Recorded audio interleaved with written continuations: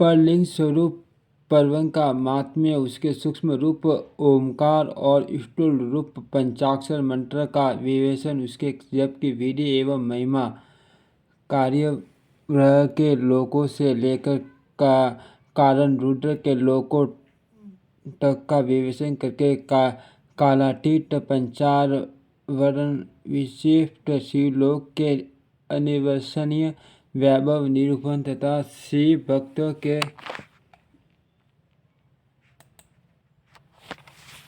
चटकारी ममता। ऋषि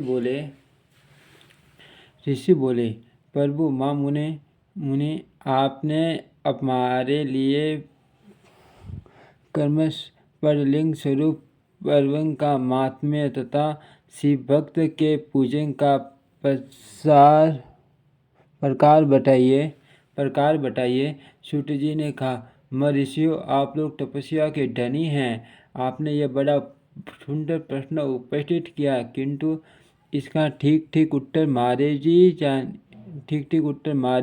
जानते हैं, दूसरा कोई नहीं। तथापि भगवान शिव की कृपा से ही मैं इस विषय का वर्णन करूंगा। वे भगवान शिव हमारी और आप लोगों की रक्षा बारंबार स्वयं ही ग्रहण करे।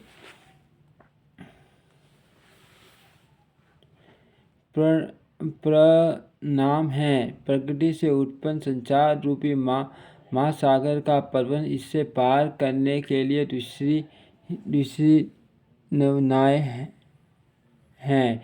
इसलिए इस ओंकार को पर्वन के अंश या संस देते हैं।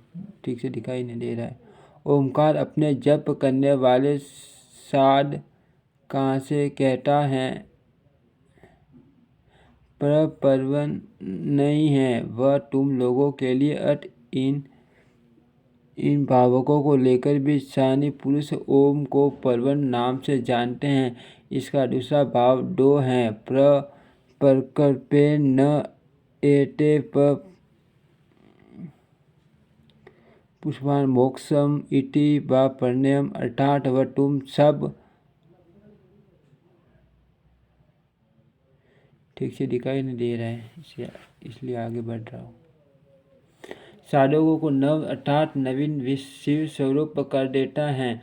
इसीलिए भी विद्वान पुरुष उसे पर्वन के नाम से जानते हैं, अथवा प्रकृष्ट रूप से नव दिव्य परमात्मा ज्ञान प्रकट करता है। इसीलिए ये पर्वन हैं। पर्वन के दो भेद बताए गए हैं, स्थूल और सूक्ष्म। एक अक्षर रूप जो ओम है उसे सूक्ष्म पर्वन जानना चाहिए, और नमः शिवाय इस 5 अक्षर वाले मंत्रों को स्थूल पर्वन समझना चाहिए। जिसमें 5 अक्षर व्यक्त नहीं वह सूक्ष्म है, और जिसमें 5 अक्षर हैं जो स्पष्ट रूप से व्यक्त है वह स्थूल है। जीवन मुक्त पुरुष के लिए सूक्ष्म पर्वन के जप का विधान है, वही उसके लिए समस्त साधनों का सार है। यद्यपि जीवन मुक्त के लिए किसी चार्य की आवश्यकता नहीं है, क्योंकि वह निर्रूप है। तथापि दूसरों की दृष्टि में जब तक उसका शरीर रहता है तब तक उसके द्वारा पर्वन उसकी सहज साधना स्वतः उठी रहती है। वह अपनी देह का विलय होने तक सूक्ष्म पर्वन मंत्र का जप और उनके अद्मूलन परमात्मा तत्व का अनुसंधान करना रहता है। जब शरीर नष्ट हो जाता है तब वह पुनः आत्म स्वरूप शिव को प्राप्त कर लेता है। वह सुनिश्चित बात है जो अर्थात अनुसंधान न करके केवल मंत्र का जय करता है, उसे निधन। ठीक से दिखाई नहीं दे रहा है, आगे बढ़ता हूँ। स्थित होता है। बकार पर्यंत जो ओम है वह अ उ म इन 3 तत्वों से युक्त है। इस शिव को अश्व पर्वन कहते हैं। अ शिव है, उ शक्ति है, और मकार इन दोनों की एकता है। वह तीव्र स्वरूप है, ऐसा समझकर हस्त पर्वण का जप करना चाहिए। जो अपने समस्त पापों का क्षय करना चाहते हैं उनके लिए इस हस्व पर्वण का जप अत्यंत आवश्यक है। पृथ्वी, जल, तेज, वायु और आकाश, ये 5 भूत तथा शब्द, स्पर्श आदि इनके 5 विषय, ये सब मिलकर 10 वस्तुएं मनुष्यों की कामनाओं के विषय हैं। इनकी आशा मन में लेकर जो कर्मों के अनुष्ठान में संलग्न होते हैं वे 10 प्रकार के पुरुष पर्वत अथवा प्रवृत्ति मार्गी कहलाते हैं, तथा जो निष्काम भाव से शास्त्रविहित कर्मों का अनुष्ठान करते हैं वे निर्वृत्त अथवा निवृत्ति मार्ग कहे गए हैं।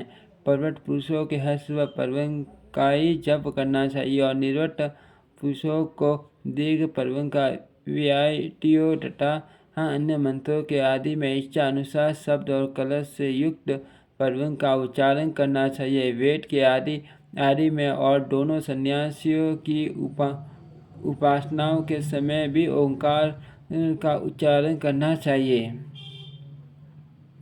पर्वण का 9 करोड़ जप करने से मनुष्य सूर्य हो जाता है। फिर 9 करोड़ का जप करने से वह पृथ्वी तत्व पर की विजय पा लेता है। तत्पश्चात पुनः 9 करोड़ का जप करके वह जल तत्व को जीत लेता है। पुनः 9 करोड़ जप से अग्नि तत्व पर विजय प्राप्त होता है। तदंतर फिर 9 करोड़ जप करके वह वायु तत्व पर विजय प्राप्त होता है। फिर 9 करोड़ के जप से आकाश को अपने अधिकार में कर लेता है। इसी प्रकार 9 करोड़ जप करके वह कर्मश, गंध, रस, रूप, स्पर्श और शब्द स्वरूप पर विजय पाता है। इसके बाद फिर 9 करोड़ का जप करके वह अहंकार को भी जीत लेता है।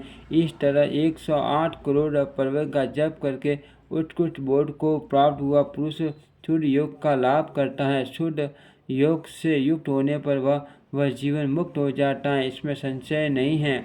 सदा पर्वण का जप और पर्वण रूपी शिव का ध्यान करते समाधि में स्थित हुआ महायोगी पुरुष साक्षात शिव ही हैं। इसमें संशय नहीं है। पहले अपने शरीर में पर्वण के ऋषि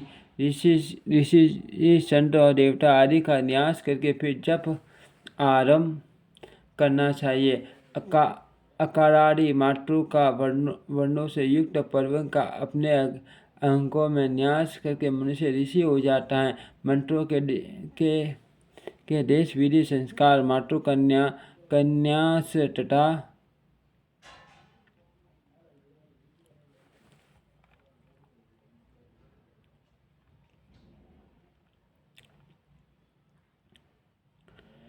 फर्स्ट मंत्रों का 10 संस्कार है। ये जनन, दीपन, बोधन, टाइन, अभिषेपन, विमलीकरण, जीवन, तर्पण, गोपन और आयवान इनकी विधि इस प्रकार है। भोजन पत्र पर कुरोसना, कूडो, संद्र नादि से आत्ममुख त्रिकोण लिखे, फिर तीनों कर्णों में से समान रेखाएं खींचे। रेशा करने पर 51 त्रिकोण कुष्ठ बनेंगे। उसमें ईशा कोण, मात्र कोण लिखकर देवता आह्वान पूजन करके मंत्र का एक एक वन उधार करके अलग पत्र पर लिखे। ऐसा करने पर जनन नाम का प्रथम संस्कार होगा। इस मंत्र का समुट करने से 1000 जप द्वारा मंत्र का दूसरा दीपन संस्कार होता है तथा हंस, रामाय नमः, स्वान, सुजीव, बीज संपुटी मंत्र का 5000 जय करने से बोध नामक तीसरा संस्कार होता है। यथा उ रामाय नमः हु पट संपुटी मंत्र का 1000 जप करने से टाइन नामक चतुर्थ संस्कार होता है तथा फट रामाय मन फट भुजम पत्र पर मंत्र लिखकर रो हंस ओ इस मंत्र से जल को अभिमंत्रित करे और उस अभिमंत्रित जल से अष्टतत्व पत्रादि द्वारा मंत्रों का अभिषेक करे। ऐसा करने पर अभिषेक नामक 5वां संस्कार होता है। ओ तो वसत इन वर्णों से संपूर्णित मन का 1000 बार करने से विमलीकरण नामक 6वां संस्कार होता है तथा वो ओ बपट रामाय नमः वसट्टो ओ शब्दा बपट समूटी मूला मंत्र का 1000 जप करने से जीवन नामक 60वां संस्कार होता है तथा यथा शब्दा रामाय नमः वपट शब्दा दुर्गंध जल एवं गट के द्वारा मूल मंत्र से 100 बार तर्पण करना है। तर्पण संस्कार हैं। बीज संपूर्ति 1000 जप करने से गोपान नामक 9वां संस्कार होता है। यथा ही रामाय नमः ही और बीज संपूर्ति 1000 जप करने से अध्याक्ष नामक 10वां संस्कार होता है। यथा हा रामाय नमः 1000 इस प्रकार संस्कृत किया हुआ मंत्र शीघ्र सिद्धप्रद होता है। शेष शोधन आदि के साथ संपूर्ण न्यास फल उसे प्राप्त होता जाता है। पर्वती तथा पर्वती निर्वृत्ति मिश्रित भाव वाले पुरुषों के लिए स्थूल पर्वन का जप ही अभीष्ट साधक होता है। क्रिया तप और जप के योग से शिव योगी 3 प्रकार के होते हैं, जो कर्मदा क्रिया योगी, तपो योगी और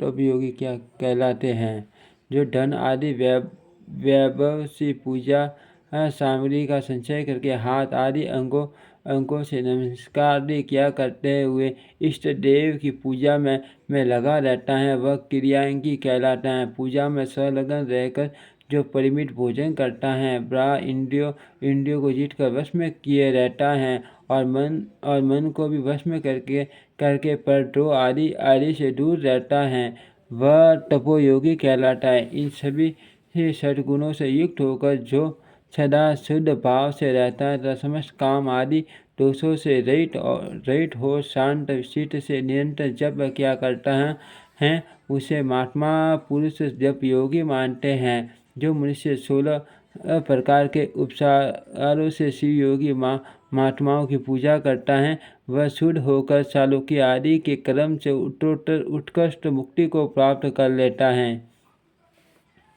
दिव्यो, अब मैं जप योग का वर्णन करता हूँ। तुम सब लोग ध्यान देकर सुनो। तपस्या करने वाले के लिए जप का उपदेश किया गया है, क्योंकि वह जय करते करते अपने आप को सर्वथा शुद्ध निष्पाप कर लेता है। ब्राह्मणों, पहले नम पद हो, उसके बाद चतुर्थी विभक्ति में शिव ओटो पश्चात्मक नमः शिवाय मंत्र होता है। इसे ठीक से दिखाई नहीं दे रहा। शिव साक्षर कहते हैं, यह स्थूल पर्वन रूप है। इस प्रकार से जैसे ही मनुष्य संपूर्ण सिद्धियों को प्राप्त कर लेता है, पंचाक्षर मंत्र के आदि में ओंकार लगकर ही सदा जय करना चाहिए। दिव्य गुरु के मुख से पंचाक्षर उपदेश पाकर जहाँ सूर्य पूर्व निवास किया जा, ऐसी उत्तम भूमि पर महीने पर पूर्वज ठीक से दिखाई नहीं दे रहा, आगे बढ़ रहा हूँ। विशिष्ट महत्व रखते हैं। ये समय विशिष्ट महत्व रखते हैं। ये समय सब समयों से उत्तोत्तम माना गया है। साधक को चाहिए कि वह प्रतिदिन एक बार परिमित भोजन करे और मौन रहे इंद्रियों को वश में रखे, अपने स्वामी एवं माता पिता की नित्य सेवा करे। इस नियम से रहकर जब करने वाला पुरुष एक शस्त्र जब से ही शुद्ध हो जाता है, अन्यथा वह तृणी होता है। भगवान शिव का निरंतर चिंतन करते हुए पंचाक्षर मंत्र का 5 लाख जप करे। जप काल में इस प्रकार ध्यान करे कि कल्याण दाता भगवान शिव कमल के आसन पर विराजमान हैं। उनका मस्तक से गंगाजी तथा चंद्रमा की कला से सुशोभित है। उनकी बाई जहाँ पर आदि शक्ति भगवती उमा बैठी हैं। वहाँ खड़े हुए बड़े बड़े गण भगवान शिव की शोभा बढ़ा रहे हैं। महादेव जी अपने 4 हाथों में मृग मुद्रा, टटा एवं अभगवी मुद्राएं धारण किए हुए हैं। इस प्रकार सदा सब पर अनुग्रह करने वाले भगवान सदाशिव का बारंबार स्मरण करते हुए हड्डे अथवा सूर्य मंडल में पहले उनकी मानसिक पूजा करके फिर पूर्वाभिमुख हो पूर्वोक्त पंचाक्षरी विद्या का जप करे। उन दिनों साधक सदा शुद्ध कर्म ही करे और दुष्कर्म से बचा रहे, जबकि समाप्ति के दिन कृष्ण पक्ष की चतुर्दशी को प्राप्त कर नित्य कर्म करके शुद्ध एवं सुंदर स्थान में 64 संतोपादि नियमों से युक्त हो शुद्ध हृदय से पंचाक्षर मंत्र का 12 शस्त्र जप करे। तत्पश्चात 5 सप्लिक ब्राह्मणों को जो श्रेष्ठ एवं शिव भक्त हो वर्ण करे। इनके अतिरिक्त एक श्रेष्ठ आश्रम्य पर्व का भी वर्ण करे और उसे समय सदाशिव का स्वरूप समझे। ईशान तत्पुरुष असुर वामदेव तथा नयोजात इन 5 के प्रतीक स्वरूप 5 ही श्रेष्ठ और शिव भक्त ब्राह्मणों का वर्ण करने के पश्चात पूजन सामग्री को एक करके भगवान शिव का पूजन आरंभ करे। विधि पूर्वक शिव की पूजा समस्त करके ओम आरंभ करे। अपने माँ मूत्र ठीक से दिखाई नहीं दे रहा, आगे बढ़ रहा हूँ। ओम कर्म समाप्त होने पर गुरु को दक्षिणा रूप में एक गाय और बैल देने चाहिए। ईशान आदि के प्रतीक रूप जिन 5 ब्राह्मणों का वर्ण किया गया हो उनको ईशान आदि का स्वरूप ही समझे तथा आचार्य को सांब सदा शिव का स्वरूप माने। इसी भावनाओं के साथ उन सबके शरण ढोए और उनके शरणों करने से अपने मस्तक को शीशे। ऐसा करने से वह साधक अगणित तीर्थों में तत्काल स्नान करने का फल प्राप्त कर लेता है। उन ब्राह्मणों को भक्ति पूर्वक दशांग अन्न देना चाहिए। गुरु पत्नी को पराशक्ति मानकर उनका भी पूजन करे। ईशानादि क्रम से उन सभी ब्राह्मणों का उत्तम अंश से पूजन करके अपने वैभव विस्तार के अनुसार रुद्राक्ष वस्त्र बड़ा और पुआ आदि अर्पित करे। तदंतर दिक्पालादि को बलि देकर ब्राह्मणों को भरपूर भोजन कराए। इसके बाद देवेश्वर शिव से प्रार्थना करके अपना जप समाप्त करे। इस प्रकार पूरा श्रवण करके मनुष्य उस मंत्रों को सिद्ध कर लेता है। फिर 5 लाख जप करने से समस्त पापों का नाश हो जाता है। तदंतर पुण्य 5 लाख जप करने पर अटल से लेकर सत्यलोक तक 14 भुवनों पर कर्मश अधिकार प्राप्त हो जाता है।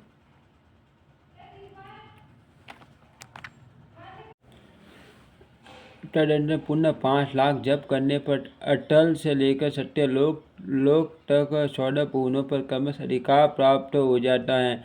यदि अनुष्ठान पूर्ण होने के पहले बीच में ही साधक की मृत्यु हो जाए तो वह परलोक में उत्तम भोग भोगने के पश्चात पुण्य पटे हुए जन्म लेकर पंचाक्षर मंत्र के जप का अनुष्ठान करता है।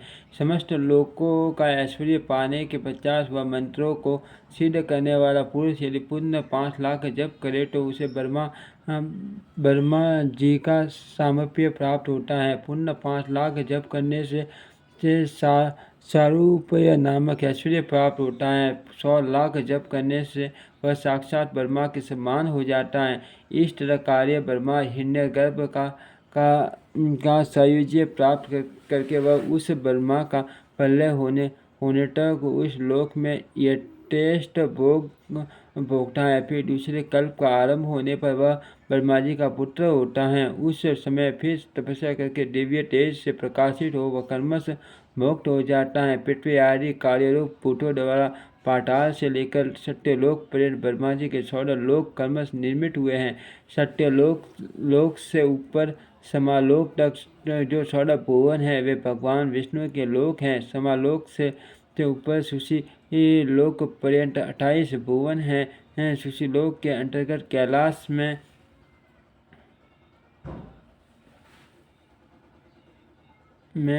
प्राणियों का श्रृंगार करने वाले रुद्र देव विराजमान हैं। सुशी लोक से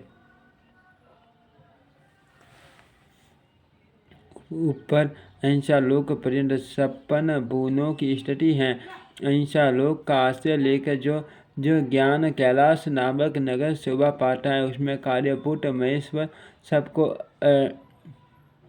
दृश्य करके रहते हैं। अहिंसा लोक के अंत में काल चक्र स्थित है। यहाँ तक कि महेश्वर के विराट स्वरूप का वर्णन किया गया है। वहीं तक लोक का तिरोधान अथवा लय होता है, उससे नीच कर्मों का भोग है और उससे ऊपर ज्ञान का भोग है। उसके नीचे कर्म माया है और उसके ऊपर ज्ञान माया है।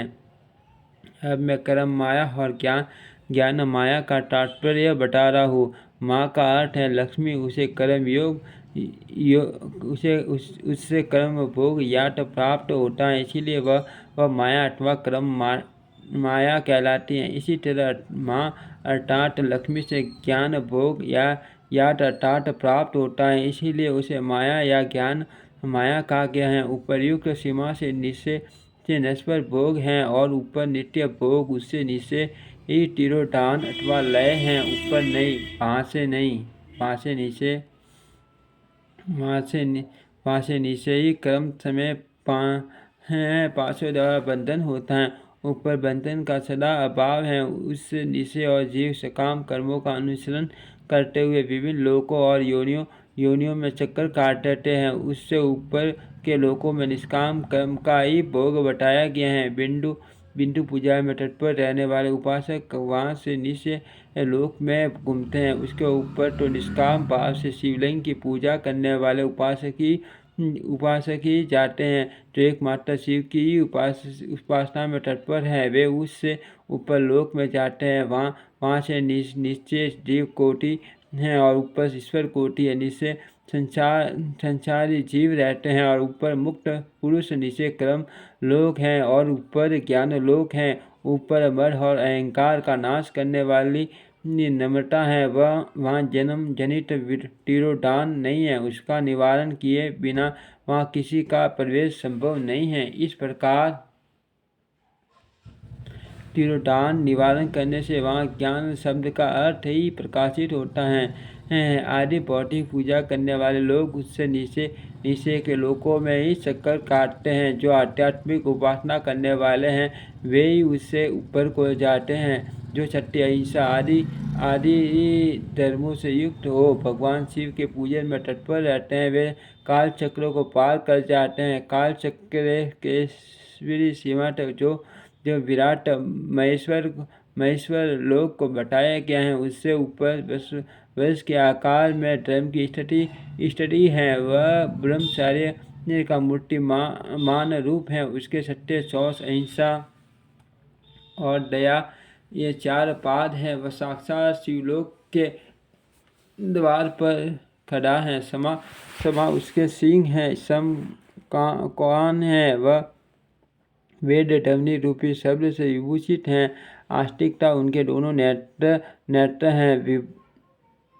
विश्वास ही उसकी श्रेष्ठ बुद्धि एवं मन है। क्रिया आदि धर्म रूपी जो वसप ही हैं, वे कारण आदि में स्थित हैं, ऐसा जानना चाहिए। इसे क्रिया रूप वसवाकार धर्म रूप कालातीत शिव आरूढ़ होते हैं। ब्रह्मा विष्णु और महेश्वर की जो अपने आयु है उसी को दिन कहते हैं। वहाँ धर्म रूपी वश की स्थिति है, उससे ऊपर न दिन है न रात्रि। वहाँ जन्म मरण आदि भी नहीं है। वहाँ फिर से कारण स्वरूप ब्रह्मा के कारण सत्यलोक 16 लोक स्थित हैं। जो 5 भौतिक गढ़ आदि से परे हैं। उनकी सनातन स्थिति है, सूक्ष्म घंट ही उनका स्वरूप है। उनसे ऊपर फिर कारण रूप विष्णु के 14 लोक स्थित हैं। उनसे भी ऊपर फिर कारण रूपी रुद्र के 28 लोकों की स्थिति मानी गई है। फिर उनसे भी ऊपर कारणेश शिव के 56 इष्टों के विद्यमान है। तदंतर शिव सम्मत ब्रह्मचर्य लोक हैं और वही 5 आवरणों से युक्त ज्ञानमय कैलाश है, जहाँ 5 मंडलों 5 ब्रह्मकलाओं और आदि शक्ति से संयुक्त आदि लिंग प्रतिष्ठित है। उसे परमात्मा शिव का शिवालय कहा गया है। वहाँ पराशक्ति से युक्त परमेश्वर शिव निवास करते हैं। वे षष्ठी पालन, श्रृंगार, तिरोभाव और अनुग्रह इन 5 कृत्यों में प्रवीण है। उनका श्री विग्रह शिलानंद स्वरूप है। वे सदा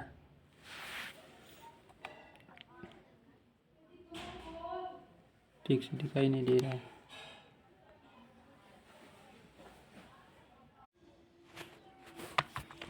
अपने भक्त के अज्ञान को मिटा देते हैं। अज्ञान की निवृत्ति हो जाने पर शिव ज्ञान स्वतः प्रकट हो जाता है। शिव ज्ञान से अपना विशुद्ध स्वरूप आत्मा रामत्व प्राप्त होता है और आत्मा राम तत्व की संपर्क सिद्धि हो जाने पर मनुष्य करते हो जाता है। इस तरह यहाँ जो कुछ बताया गया है वह पहले मुझे गुरु परंपरा से प्राप्त हुआ था। तत्पश्चात मैंने पुण्य नंदीश्वर के मुख से इस विषय को सुना था। नंदी स्थान से परे जो सर्वत्र वेद्य शिव वैभव है, इसका अनुभव केवल भगवान शिव को ही है।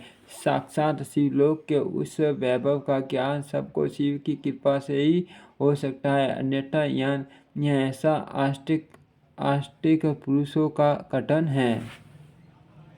साधक को चाहिए कि वह 5 लाख जप करने के 50 भगवान शिव की प्रसन्नता के लिए महाअभिषेक एवं नैवेद्य निवेदन करके शिव भक्तों का पूजन करे। भक्त की पूजा से भगवान शिव बहुत प्रसन्न होते हैं। शिव और उनके भक्त में कोई भेद नहीं है, वह साक्षात शिव स्वरूप ही है। शिव स्वरूप मंत्रों को धारण करके वह शिव ही हो गया रहता है। शिव भक्त का शरीर शिवरूपी है, अर्थ उसकी सेवा में तत्पर रहना चाहिए। जो शिव के भक्त हैं वे लोग और वेद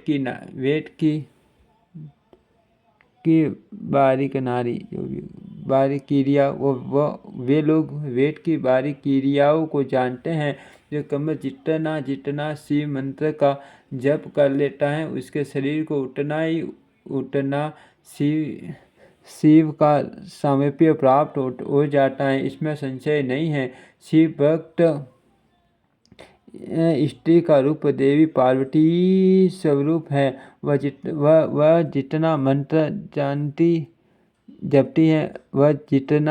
जपती है उसे उतना ही देवी का सान्निध्य प्राप्त होता जाता है। साधक स्वयं शिव का रूप होकर पराशक्ति का पूजन करे। वे तथा चित बनाकर तथा मिट्टू आदि से इनकी आकृति का निर्माण करके इनका पूजन करे। ठीक से दिखाई नहीं दे रहा, आगे बढ़ रहा हूँ। शिव भक्ति की सेवा आदि करके उसे आनंद प्रदान करता है। उसे विद्वान पर भगवान शिव बड़े प्रसन्न होते हैं। 5, 10 या 100 सप्तिक शिव भक्तों को बुलाकर भोजन आदि के द्वारा पवित्र सहित उनका सदैव समादर करे। धन में, देह में और मंत्र में शिव भावना रखते हुए उन्हें शिव और शक्ति का स्वरूप जानकर निष्कपट भाव से उनकी पूजा करे। ऐसा करने वाला पुरुष इस भूतल पर फिर जन्म नहीं लेता। ओम श्री शक्ति नमः। ओम श्री शक्ति